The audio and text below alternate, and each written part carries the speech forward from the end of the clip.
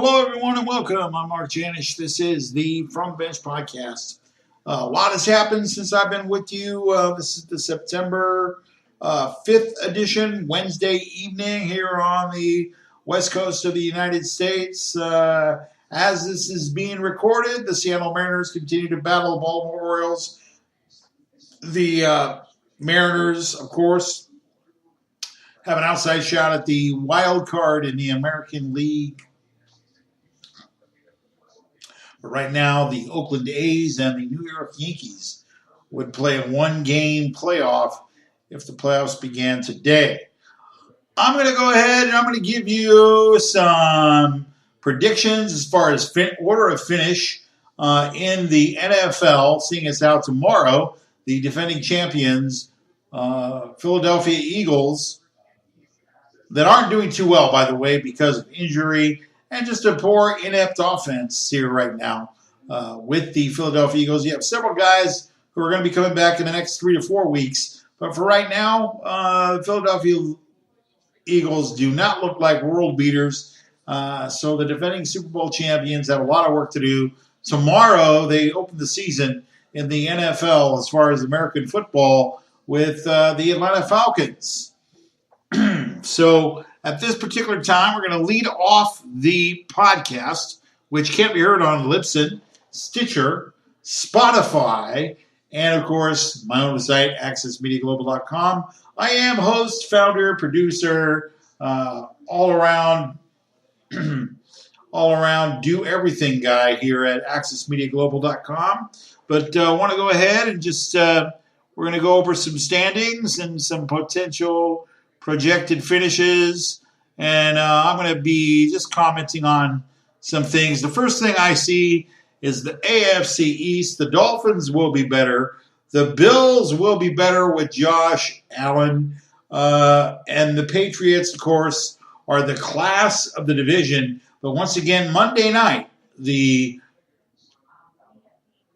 Sam Darnold-led New York Jets are going to face the Detroit Lions of Matthew Stafford. Not sure whether the rookie is going to be panning out. The last rookie out of USC was Mark Sanchez. They wanted to make him the franchise. But, of course, that didn't work out too well, as we all know.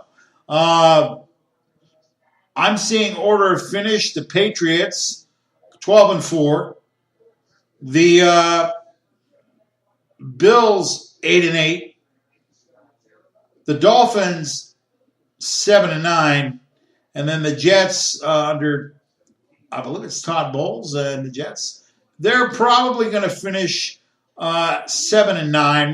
Not thrilled with any of the defense that they've moved. They also don't have too many receivers, but we'll see.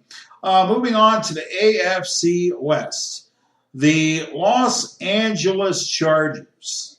Intriguing team. They've improved themselves defensively in the backfield. The Chargers were 0-4 under Anthony Lynn last year. Then they caught fire and went 9-3. Now, if the Chargers get a kicking game led by rookie Caleb Sturgis, we could see the Chargers challenge for the AFC West title.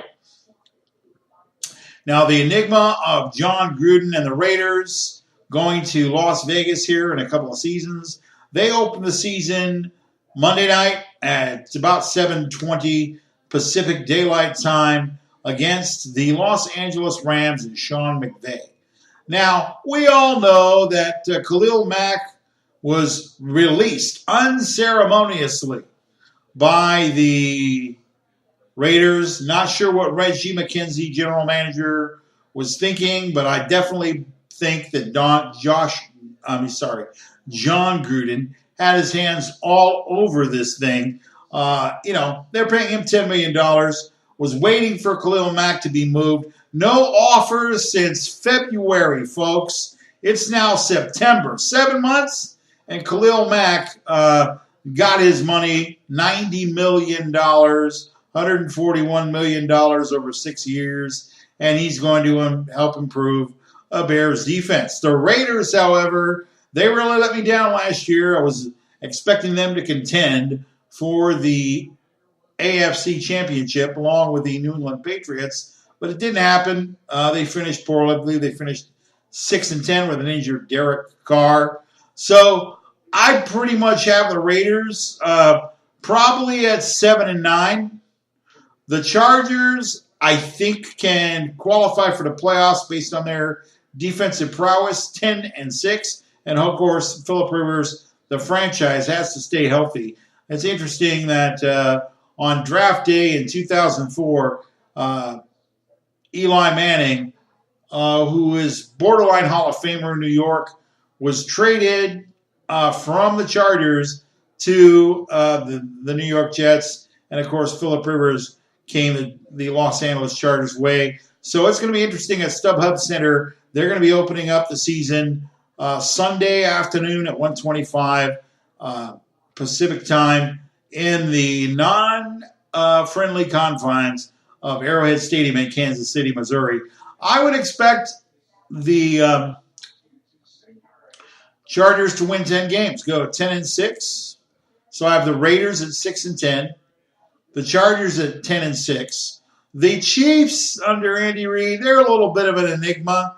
They have some serious talent with Tyreek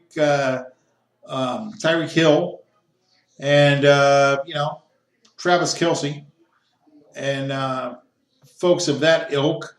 I also believe Chiefs will be in the running. I think the Chiefs are going to be 9-7. Excuse me. And then, of course, there is the Broncos. Now, I don't understand what's going on in Denver in this aspect. John Elway, general manager, you would think he'd be a quarterback guru, but he's missing on Paxton Lynch. He's missed on Trevor Siemian. And now, what is it? Case Keenum is going to be starting for the Broncos after getting shipped out of Minnesota in favor of Kirk Cousins and his, 3-year, $84 million guaranteed contract? Well, the Mile High City is not going to be happy with me here. I would expect the Broncos to go 8-8, not qualify for the playoffs. So I have the Broncos at 8-8, the Raiders at 7-9, the Chargers at 10-6, and the Chiefs at 9-7. So what I'm saying is, I think the Chargers have a shot at winning this division should their defense hold up. The AFC North. This is an interesting division. RG3 actually got retained by the Ravens as a third-string quarterback. The Ravens, they should be better. However, the issue is going to be with Joe Flacco. After making the Super Bowl, he scored a 5-year, $80 million contract. Then, of course, the rookie Lamar Jackson. Now, Lamar Jackson, he's going to be helpful in the RPO option. Now, the only problem that I have with Lamar Jackson at this stage, and it's pretty normal, his skill set is basically run the ball and he can pass a little, but his problem is his accuracy is terrible. Once again, Ravens fans, I realize he's the heir apparent to Joe Flacco, but at the same time, I'm not looking for him to throw 25 touchdown passes and have 7 interceptions in a stellar year. Matter of fact, I think if he does get a chance to play, which may be more toward week 8, middle of the year, I believe the Ravens will make that switch if Joe Flacco ever gets close to his lack of capability. As far as if he's mediocre and not performing, you're going to see Lamar Jackson earlier than week 8. The Andy Dalton-led Cincinnati Bengals under Marvin Lewis. This team, it's a hard read because Marvin Lewis has been there and he hasn't performed well in the playoffs. I like Andy Dalton, but he's a basic middle of the pack quarterback, and he hasn't made that step. Now, he's had great players around him, A.J. Green and various other folks. Now, there are many across the landscape of the NFL that are declaring this team to be better than they actually might be. But we'll go ahead and give the Ravens a 8-8 record. We'll actually give the Bengals 9-7, but I don't think they're going to make the playoffs.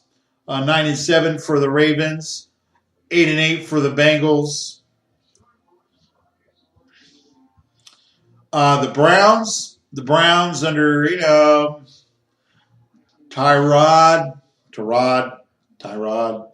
Taylor led the Buffalo Bills, of course, to the playoffs last year. And then, of course, rookie Baker Mayfield. I think there's going to be a call. If Tyrod Taylor doesn't move the ball or manage the game, I mean, he doesn't impress me with an arm, but he does have good foot speed, and his legs get him around pretty well as far as his speed and agility and his athletic ability. I appreciate that, but definitely think that Tyrod Taylor is not, the strong arm of, say, a Jim Kelly or, somebody like that.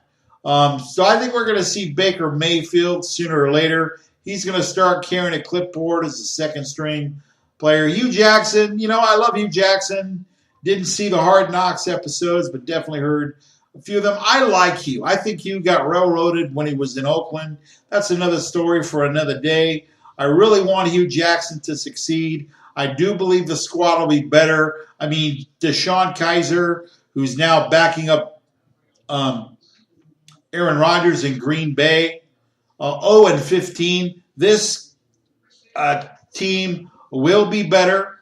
I think we're probably going to see the Browns go 6-10, and of course the class of the AFC North, the Steelers opening up with a bet with the Browns, I believe, this week, week 1. Steelers probably going to win 10 games, go 10-6. Now Le'Veon Bell has not reported. It's not as far as I know now. Of course, it's late night on Wednesday, September 5, when this is being recorded. The From the Bench podcast. I'm your host, Mark Janish. Get this and any other podcast on Libsyn, Stitcher, Spotify, and there are a few Podomatic podcasts, but I'm going to choose just to stay with the platforms that I currently have. So the Steelers probably going to be the class of the division at 10-6. The Browns 6-10. The Bengals 8-8, and the Ravens probably 9-7. But I don't think the Ravens are going to be making the playoffs. So that kind of runs you through the AFC, except for the South Division, which we're going to get to in a moment. The Texans open with the Patriots week 1. Colts, of course, have a hopefully healthy Andrew Luck back at quarterback. The Texans, they have Deshaun Watson, dynamic player. Wishing nothing but the best for that young man, to be honest with you. I want to see the great players be great. The Jacksonville Jaguars, Jalen Ramsey. Yeah. Okay. The Jaguars, under their calling card is defense. I expect them to do well, but not sure. That quarterback, was it Blake Bortles, still in Jacksonville? Not getting the job done consistently. He needs to be more consistent. And, of course, Marcus Mariota and the Tennessee Titans. So, in order of finish, the Texans, the Jaguars, the Colts, and the Titans. Texans should be 11-5. Colts, depending on the health of Andrew Luck, going to be 10-6. Jaguars, 10-6. Going to be a tight run for them to make the playoffs. And, of course, Marcus Mariota is going to be the key for what I predict to be a last-place Tennessee Titans team. I just don't think they have enough offense to sustain what they need to sustain. Now, in the NFC, the Cowboys and Dak Prescott and Ezekiel Elliott leading the team. Frederick, of course, center, injured, down, out for the year. So the Cowboys, the Giants are getting old. I mean, Eli Manning in his the twilight of his career, 2 Super Bowl championships, pretty much. I'm not going to say a lock for the Hall of Fame, but he's definitely borderline. So because of the Cowboys' defensive problems in the backfield specifically, that's why today the Dallas Cowboys offered Seattle a second-round pick. Their first offer was for a third-round pick. They offered a second-round pick today. And, of course, the Seattle Seahawks declined that offer for Earl Thomas. Earl Thomas probably needs to be a Cowboy sooner or later, but definitely looking at that as a viable option. The world champion Eagles, Doug Peterson. We've got Nick Foles starting. Don't know when Carson Wentz is going to be able to play. Has not been cleared for contact as far as I know at this time, as the time of this recording. Then, of course, there's always the Enigma Redskins. So in this case, I think the injury-riddled Eagles will probably lose a few more games than they did this year or last year, 10-6. The Redskins probably going to be 6-10, finishing last in the league, and I think 9-7 for the Cowboys and 8-8 for the Giants. That puts the Eagles winning the division and qualifying for the playoffs. I don't expect nothing out of the NFC East, but except for mediocrity this time around. Now the NFC West, I'm going to go on record right now with saying that the Rams, the prohibitive favorites in the NFC West, they're probably going to be, I would say, 11-5. 11-5, they're going to win the division. The Cardinals of Arizona, with Sam Bradford at the helm starting, Josh Rosen probably going to be taking the number 2 slot, and want to give a heartfelt hello to DJ Foster, torn ACL in the final preseason game. Want to wish the best to his family and his extended family, Blue Magic and Dad Daryl. Best to you. Prayers up for DJ, and we look to have him back on the field as soon as possible, recuperating from a torn ACL. Unfortunately, once again, the young man out of Arizona State, a good kid, multiple skill. He's talented. He's blessed with an ability to run the football and catch the football. Just didn't work out for him this year, but that's not to say that will be a camp that is not heard from. If I know his lineage as well as I think I might, DJ will be back. God bless you, DJ. Happy you're along and listening on this edition of the From the Bench podcast. Once again, I'm Mark Janish. We're going through some NFL stuff, NFC West.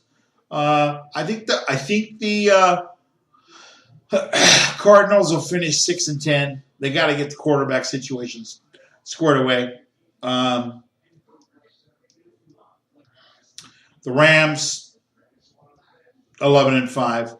The 49ers are going to finish 500 under Jimmy Garoppolo. Jimmy Garoppolo has to prove that he's worth all that money. I think it was like $136 million, $90 million guaranteed, something like that. Jimmy Garoppolo, 7 starts, 7 wins, small sample size, ladies and gentlemen. But he needs to do better. I think he will. I think the Rams, I I think the 49ers will finish 500. The Rams, of course, at 11-5. The 49ers at 8-8. The Cardinals at 6-10. And of course, with all the defensive losses, including KJ Wright, Earl Thomas, Richard Sherman, the core of the Legion of Boom defense is gone, and I believe Seattle will finish 7-9 in the NFC West, and they will finish behind the Rams and the 49ers and just ahead of the Cardinals, who probably will finish 6-10 until they find a quarterback. In the NFC North, Khalil Mack traded from the Raiders to the Bears this week, resetting the market for that position. The Bears, the Lions, the Packers, and the Vikings. This is going to be an interesting division, especially the three teams, the Lions, the Packers, and the Vikings. The Vikings had a great season last year and would expect them to do so this year. I don't know, Aaron Rodgers, newly minted like $134 million contract over several seasons. I think it's 5 or 6. Yeah.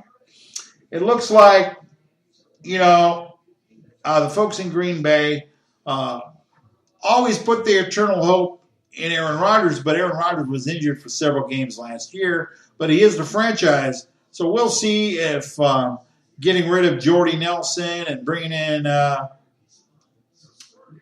Jimmy Graham from Seattle, who wasn't as productive as I thought he might be for Seattle. He's now a Packer. We'll see if the fit is right for the Green Bay Packers.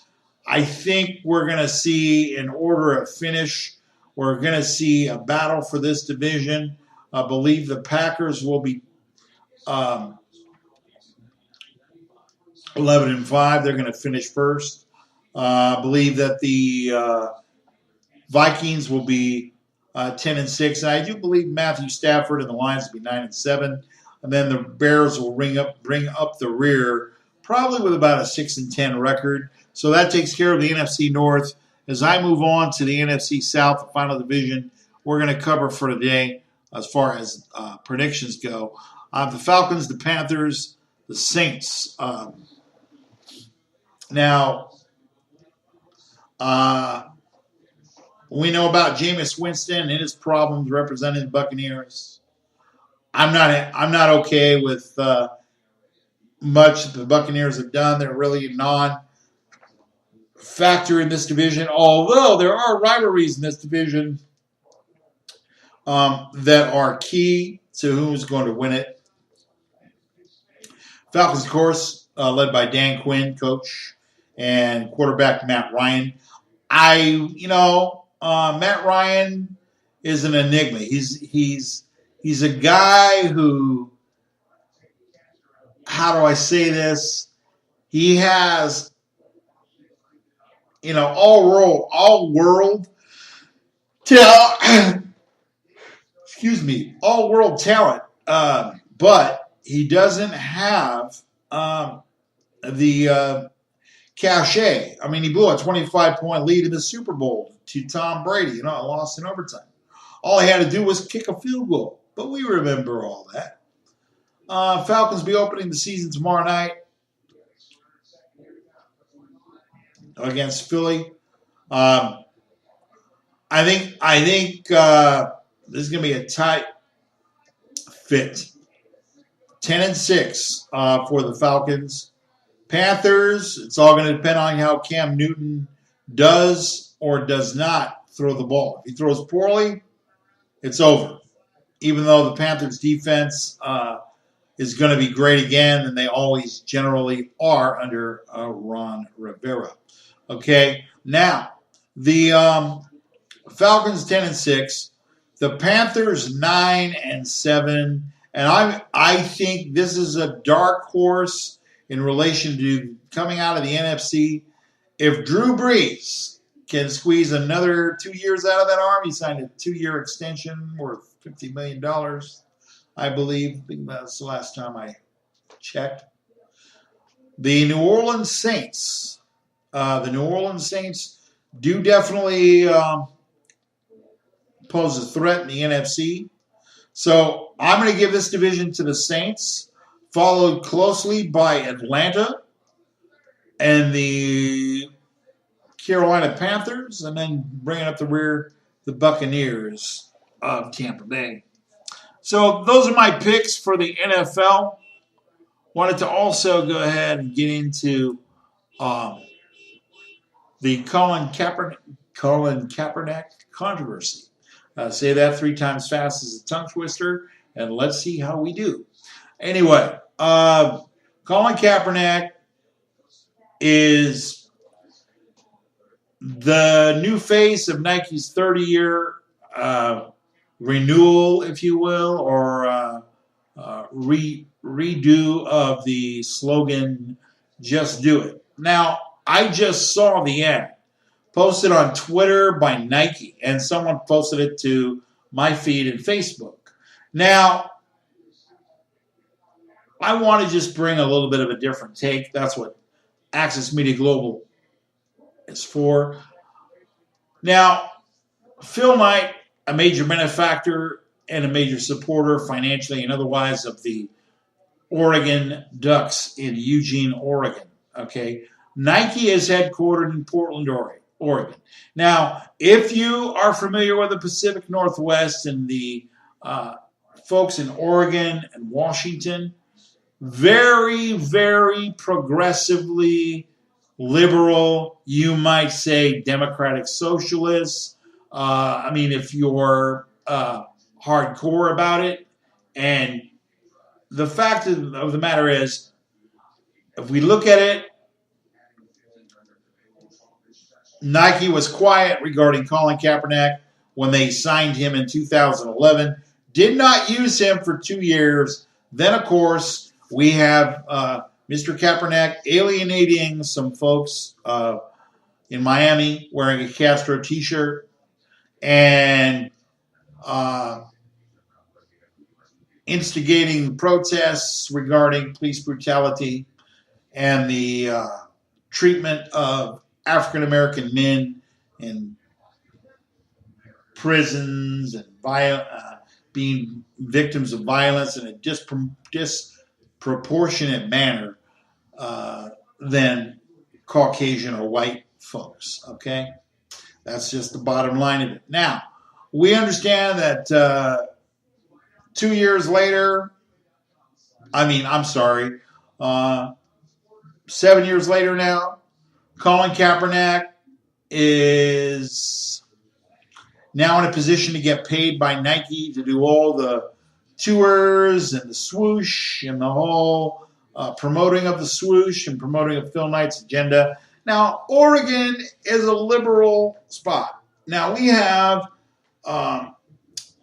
in this country, in the United States, and I know that I'm speaking to some listeners across Europe, across Africa, and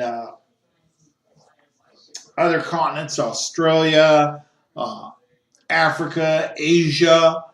You guys, it's very, very interesting that in certain sectors of the United States, a lot of this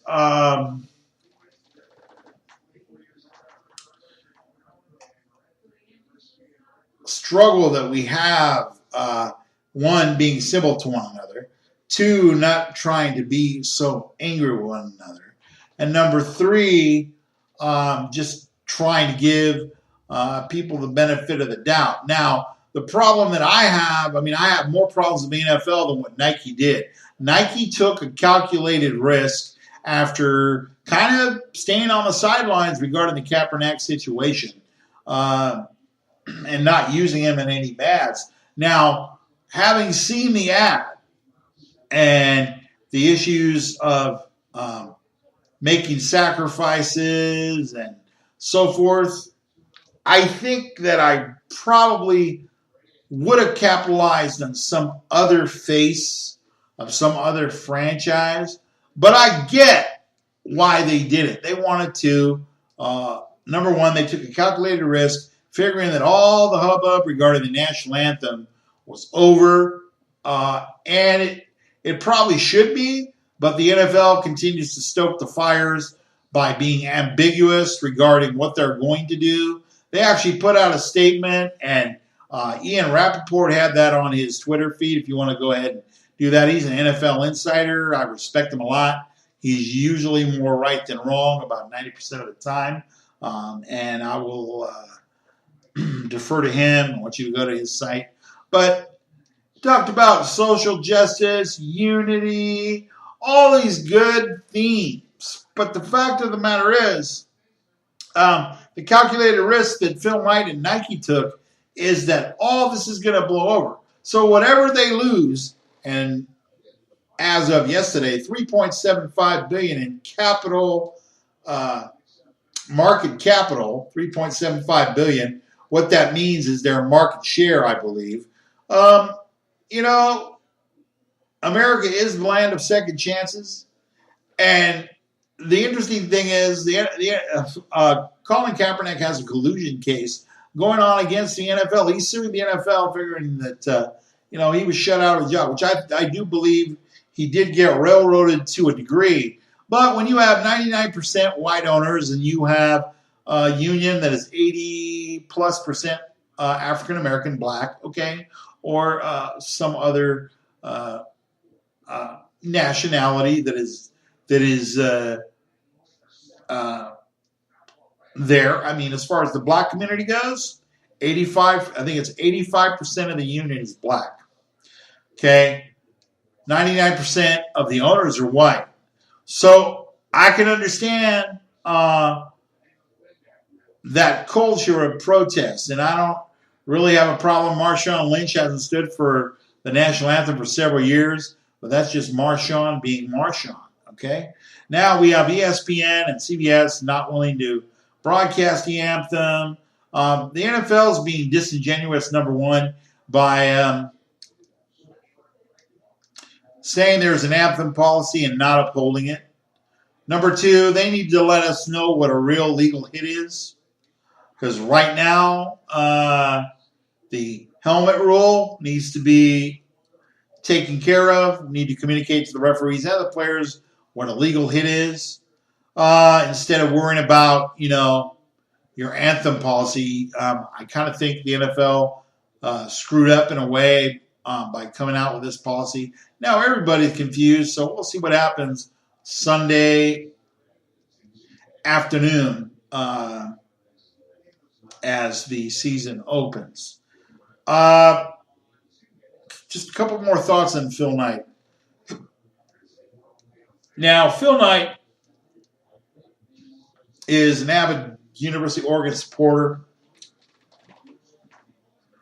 His son that he lost, Matthew Knight, very tragically, Matthew Knight Court is what they renamed the old refurbished MacArthur Court on campus of the University of Oregon.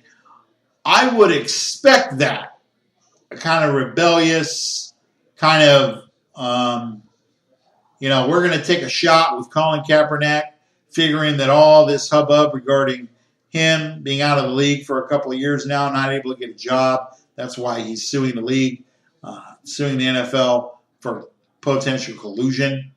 The deal is this, is that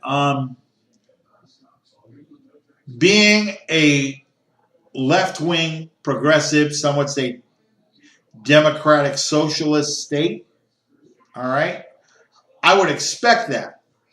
Thumb your nose at the establishment because you're going to take a risk. Now, for everybody that's burning shoes, gear, and all that kind of stuff, the swoosh, burning the swoosh right now, there's going to be 2 or 3 people in these more left of center, more democratic, socially democratic and liberally progressive areas of the United States that are going to buy the shoes because they respect Colin Kaepernick. Now, the marketing campaign. Now, here's the deal. I was searching for some articles, and I ran across an ESPN article, pulled it up on my Android phone this week. I think it was yesterday. This campaign with the Nike solution is targeted to 15 to 17-year-olds. So amongst the young millennials and below them, the 15 to 17-year-olds think Colin Kaepernick is great. Why? Because he's an anti-establishment, thumbing his nose at the system, wanting to profit from the system, but once again, thumbing his nose at the system. So, see, one of the other things I wanted to let you know is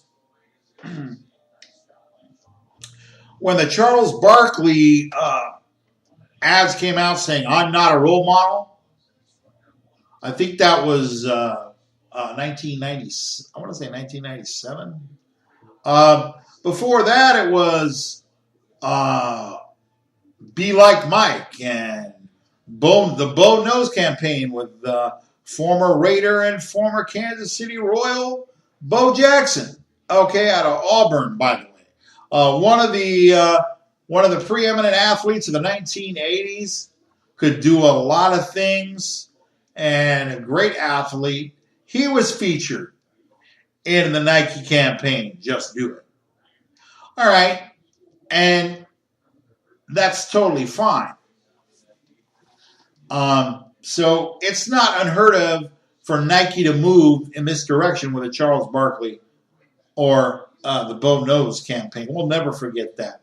That'll be emblazoned in my memory for a long time, probably till the day I die, in the sense that I was a young man in my early 20s at that time, and Bo Jackson was something to behold, hitting a home run in the All-Star game when Vince Scully was interviewing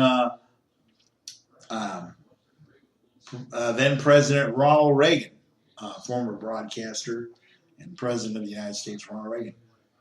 Bo Jackson hit a shot out of Anaheim Stadium deep into center field, where the rock pile probably is right now, in the remodeled Anaheim Stadium. Just to give you an idea, this guy had a prodigious bat. So, one, Phil Knight's taking a calculated gamble.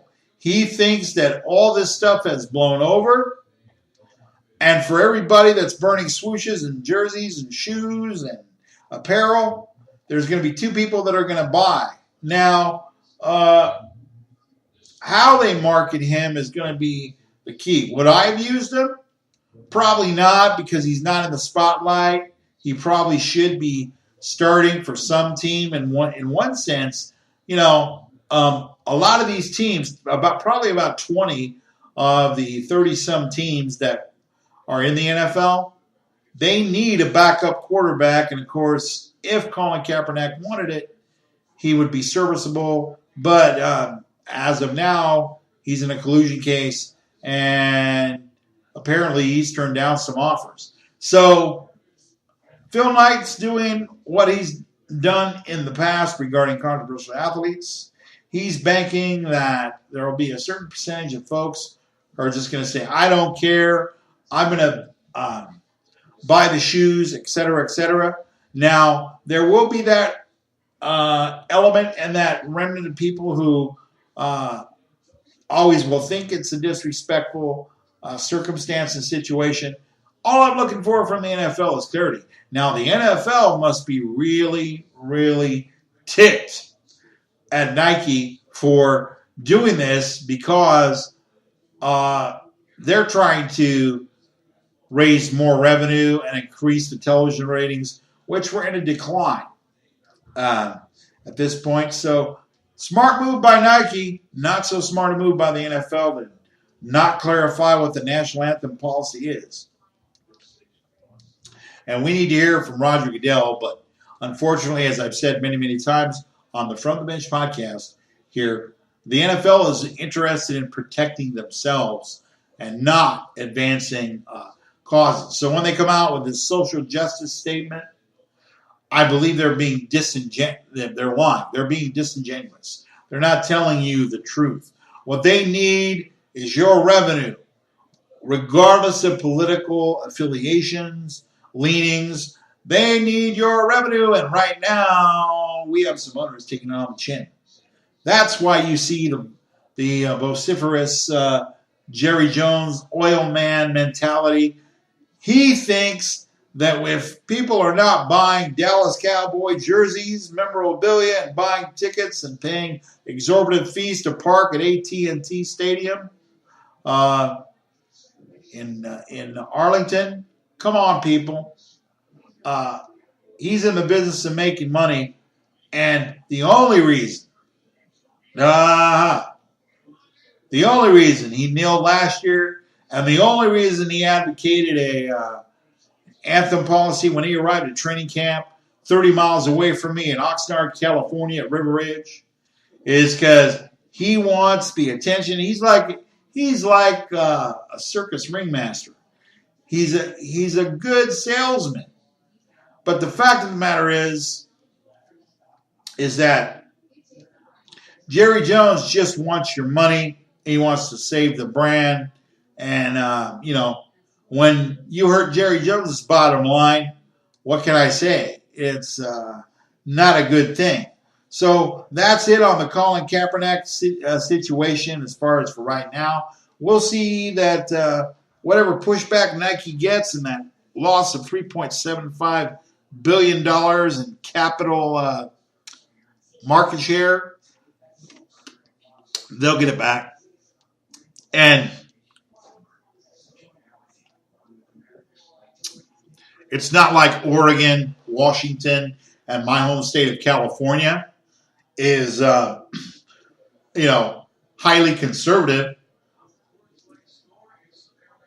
So if you have the money to go ahead and buy Nike gear out of Portland, Oregon, and you can support some of the covertly and overtly political messaging that's going on related to football, related to Nike and Colin Kaepernick, that's fine. You vote with your money, folks. This is a capitalist society for the most part. I understand that multinational corporations seem to rule the roost, and those leaders are making a ton of money. And that's another topic for another day. But at the same time, I can't fault Nike for what they did. It's just a question of how many of you folks who are on the side of a Colin Kaepernick and want to see this issue proliferate beyond where it's gone and bring a practical solution to things. That's totally fine. But it's not going to happen in Middle America. And I guarantee you it's not happening in the South. Georgia, North Carolina, South Carolina, Texas, Florida, some areas of Florida. All these conservative state football fans, you kneel means you disrespect the flag. So there is going to be that element. There is going to be that pushback. And I guarantee you one of the things we're not going to see any network that I know of show you all those empty seats from folks in these areas of the country, the Midwest and the southeast of the United States, when these fans don't show up and quit supporting what they see as an affront to the American flag. They reject what they see as a negative form of expression, and the pro-America nationalist patriotism feel that we're kind of going through with a little populist presidency.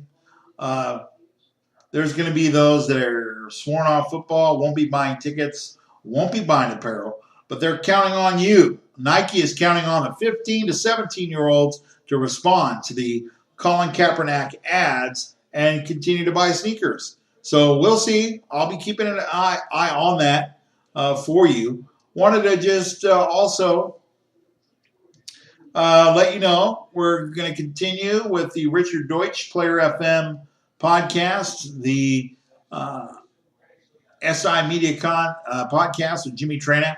I do have a new featured podcast that I have been posting, and I posted the first one recently Jim Sirianni, former schoolmate of mine in Carpinteria, California, is now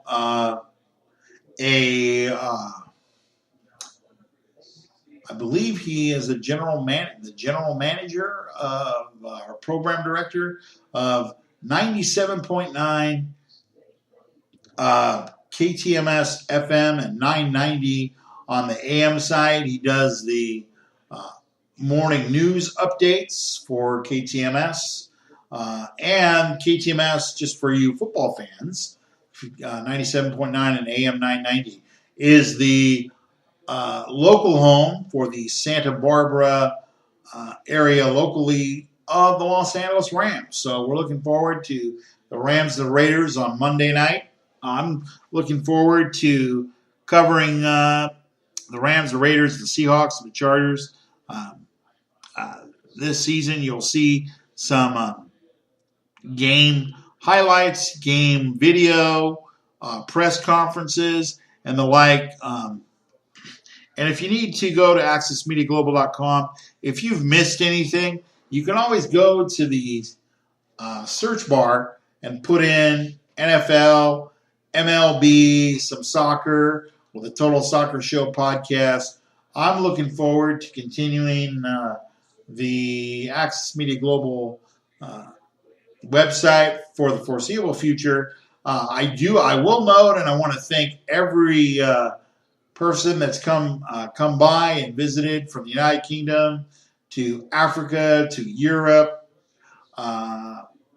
Asia, lots of folks, specifically France. I have visitors from France coming by weekly. We want you to continue to come. This is the flagship podcast program for accessmediaglobal.com. This is the From the Bench podcast, available on Spotify, Stitcher, and Libsyn. There's a couple of episodes available on Podomatic, but probably not going to go with that platform. Pretty happy with the success that I've had with Libsyn, Stitcher, and so forth. I want to say thank you to every one of you listening. Hey, if the audience isn't there, I don't do the podcast or do what I do. You want to follow MLB, you want to follow soccer, you can certainly do that. Go to those pages at accessmediaglobal.com. Follow me, Mark, at Access Media, M-A-R-K, at Access Media. On Twitter, you have a great day. You have a great evening. You have a great afternoon. Wherever you are listening to this podcast around the world, I thank you for listening. Take care. Salam alaikum. Shalom. God bless you. And until next time, I'm Mark Janish with the From the Bench podcast, wishing you nothing but the best and a very, very pleasant day, wherever you're listening. For the From the Bench podcast at accessmediaglobal.com, I'm founder and host, Mark Janish, wishing you a very, very pleasant day.